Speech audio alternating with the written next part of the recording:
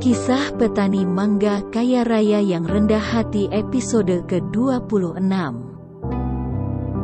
Tak selang berapa lama usai dipanggil melalui pengeras suara, dan ditemui salah seorang staf bagian umum fakultas. Suji dan Tiara akhirnya pergi menuju ke ruang sang dekan.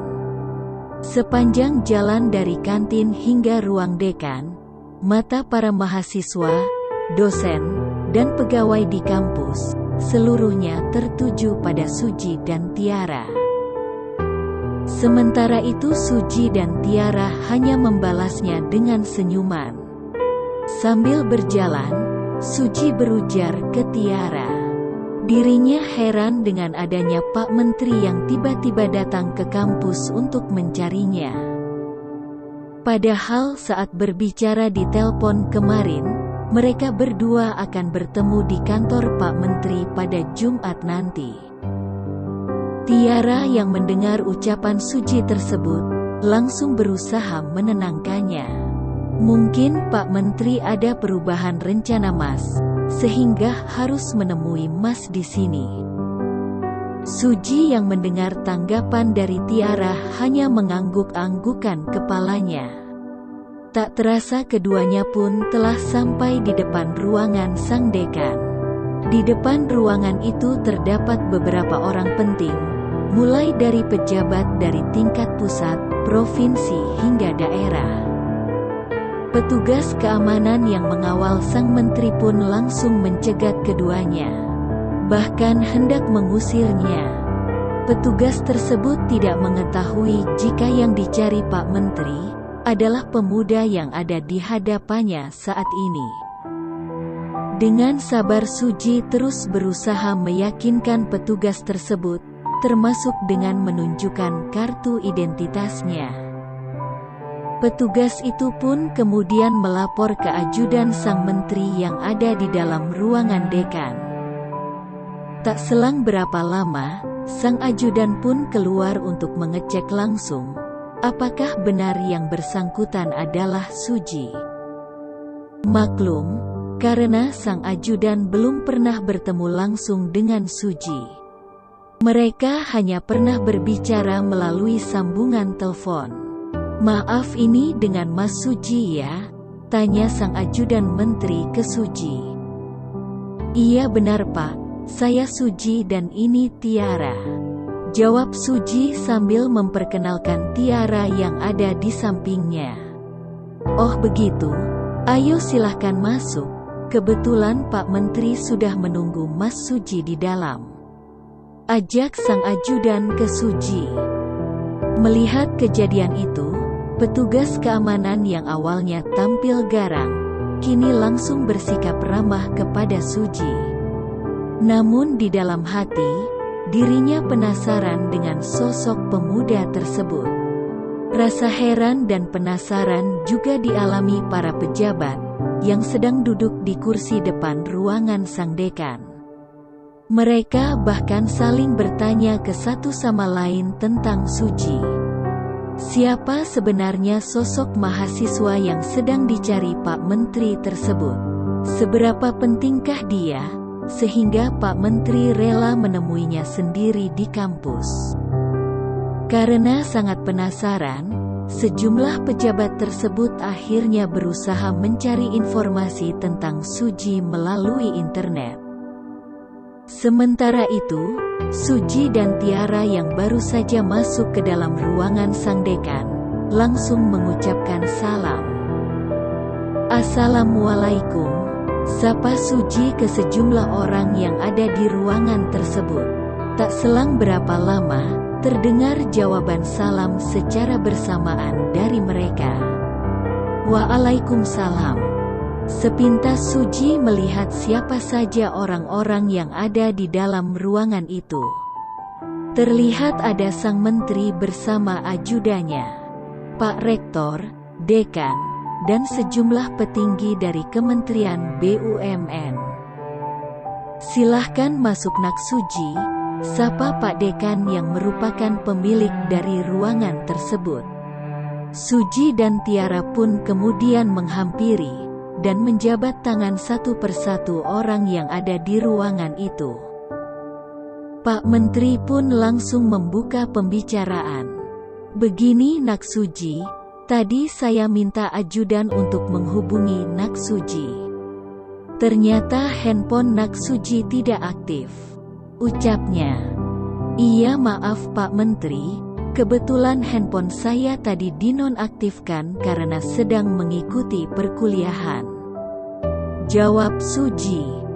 Iya enggak apa-apa Nak Suji, saya paham. Dan setelah ajudan saya mencari informasi dari berbagai sumber, ternyata Nak Suji sedang kuliah di kampus ini. Kebetulan, tadi saya ikut mendampingi Bapak Presiden untuk meresmikan proyek tol di daerah sekitar sini. Jadi sekalian saya mampir, mumpung jaraknya tidak terlalu jauh. Begini Nak Suji, ternyata setelah kita berbicara lewat sambungan telepon kemarin, Pak Presiden kemudian menghubungi saya. Beliau meminta agar konsep restrukturisasi maskapai milik negara segera diajukan besok pagi. Karena Pak Presiden pada besok sore harus terbang ke Amerika untuk menghadiri konferensi tingkat tinggi negara G20. Jadwal tersebut beliau majukan karena ada agenda pertemuan dengan sejumlah kepala negara sebelum pelaksanaan konferensi tersebut. Imbasnya adalah agenda-agenda lain yang sudah tersusun harus dimajukan, termasuk mengenai pertemuan untuk membahas persoalan maskapai ini. Semula telah dijadwalkan saya menghadap beliau pada pekan depan, namun ternyata dimajukan besok pagi. Permintaan ini juga tadi kembali disampaikan beliau di sela-sela peresmian proyek jalan tol. Oleh karena itu, saya kemudian berinisiatif untuk memajukan pertemuan kita sekarang. Ucap sang menteri kepada Suji. Suji yang mendengar penuturan sang menteri terkait pertemuan ini, langsung mengangguk-anggukan kepalanya, pertanda mengerti dengan situasi yang terjadi. Sebenarnya kami sudah menyiapkan beberapa opsi untuk menyelesaikan masalah di maskapai itu. Namun kami merasa masih membutuhkan opsi lain yang akan kami sampaikan ke Bapak Presiden. Sehingga nantinya Pak Presiden dapat memilih opsi yang terbaik. Kalau menurut Nak Suji bagaimana, terkait solusi agar maskapai milik negara kita bisa terselamatkan, dan dapat bersaing dengan maskapai-maskapai dari negara lain? Tanya sang menteri kepada Suji.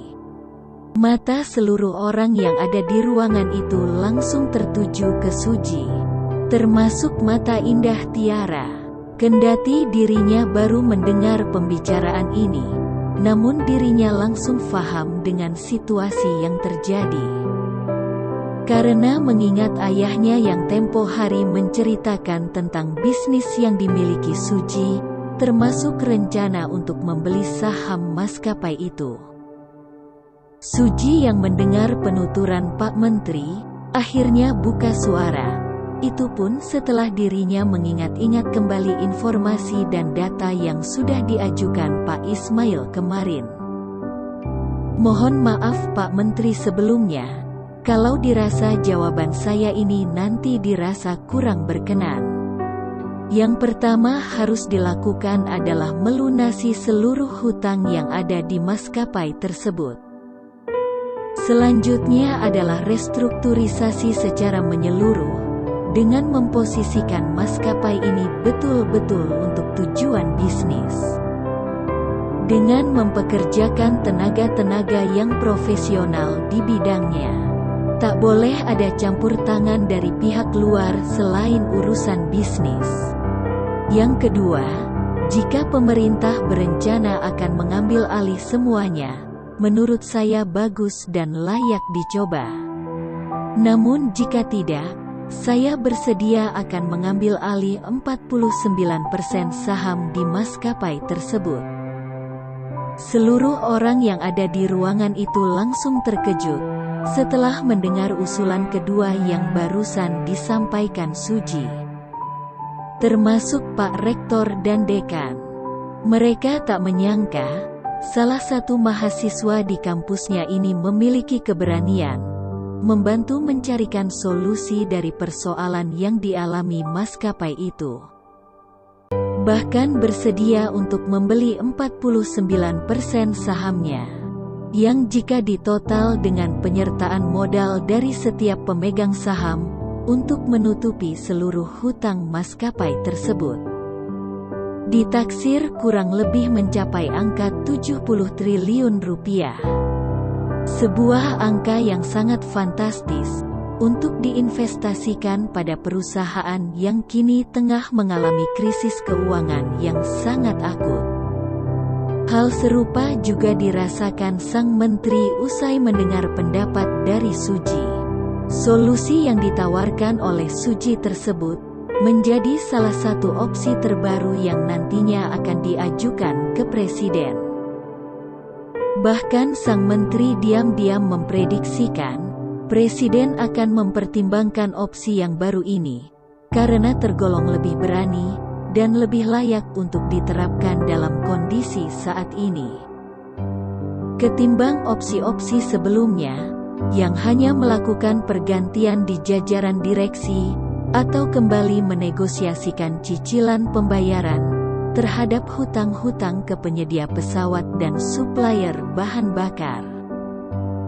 Baik Nak Suji, sepertinya solusi dari Nak Suji harus saya masukkan ke dalam laporan yang nanti saya sampaikan ke Bapak Presiden.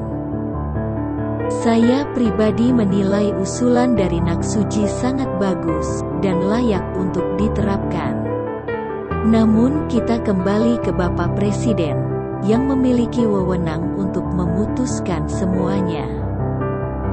Oh ya, nanti saya meminta tolong ke Nak Suji, bila tiba-tiba Bapak Presiden meminta Nak Suji mendampingi saya menghadap beliau. Nak Suji siap ya? Tanya sang menteri ke Suji. Suji yang mendengar pertanyaan dari Pak Menteri, kemudian menganggukkan kepalanya seraya berkata, "Insya Allah siap Pak." Seluruh orang yang ada di ruangan tersebut akhirnya dapat menarik nafas panjang, karena merasa lega dengan hasil pembicaraan antara Pak Menteri dan Suji. Termasuk juga dengan Tiara, dirinya merasa telah mengambil keputusan yang benar, untuk menerima pinangan dari Suji pada beberapa waktu yang lalu. Pemuda tersebut telah membuktikan, bahwa kendati umurnya masih muda, namun pemikirannya sangat dewasa. Termasuk saat membicarakan urusan yang sangat penting. Selain tutur katanya yang sopan, Suji juga mampu dalam mempresentasikan pendapatnya yang sangat brilian dengan sistematis. Sehingga pesannya tersampaikan kepada orang yang menyimaknya. Baik, terima kasih semuanya kepada Pak Rektor dan Pak Dekan yang sudah menyiapkan tempatnya untuk membicarakan persoalan tadi. Dan mohon maaf juga karena ini dilakukan secara mendadak, ucap Pak Menteri. Pak Rektor yang mendengar ucapan dari Pak Menteri pun mengangguk-anggukan kepalanya seraya berkata, "Sama-sama Pak, mohon maaf juga jika jamuan dan tempat kami kurang berkenan," ucapnya. Terima kasih juga saya ucapkan untuk Nak Suji yang sudah bersedia meluangkan waktunya untuk membicarakan persoalan tadi. Mohon maaf kalau telah mengganggu aktivitas kuliahnya. Semoga apa yang kita lakukan saat ini dapat menyelesaikan persoalan maskapai milik negara kita. Amin. Tak selang berapa lama, sang menteri pun berpamitan kepada Rektor, Dekan, Suji dan Tiara untuk kembali ke kantornya. Saat akan meninggalkan gedung, Tiba-tiba rombongan menteri dikejutkan dengan keberadaan puluhan awak media yang telah menunggunya di halaman gedung tersebut. Para jurnalis yang berasal dari berbagai media cetak dan elektronik tersebut ternyata telah mendapatkan informasi mengenai kunjungan mendadak Menteri BUMN ke kampus ini. Tak ayal, sang menteri pun langsung mendapatkan berondongan pertanyaan dari para jurnalis, yakni mengenai tujuan kedatangan menteri ke kampus ini, serta langkah yang akan diambil pemerintah dalam upaya penyelamatan maskapai terbesar milik negara yang kini sedang menjadi hot topik pemberitaan nasional. Melihat situasi seperti itu, sang menteri kemudian langsung meminta Pak Rektor, Dekan dan Suji berdiri di sampingnya, sambil menjawab pertanyaan yang diajukan awak media.